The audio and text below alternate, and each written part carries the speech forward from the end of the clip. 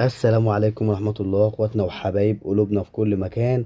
النهاردة جايب لكم فراخ الوادي او اللي بيتقال عليها الفراخ الحبشي، والشهيرة برضو بالفراخ الفرعوني.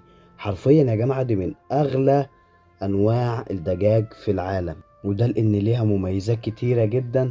طبعا لحمها جميل وغالي ومنتجة جدا. لو حد فكر يعمل الموضوع ده مشروع عنده في البيت وكده، لدرجة انها ما شاء الله ممكن تبيض لحد 26 بيضة في الموسم الواحد بس.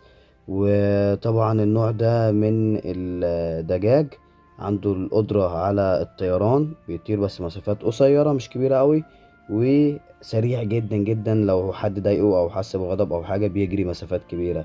طبعا هو بياكل العلف، علف تسمين، علف بياض لو انت عايز تنتج منه. ياكل الحشرات، منظف طبيعي، وحاجة ما شاء الله تبارك الله. برشحه ليكم وموجود عندنا.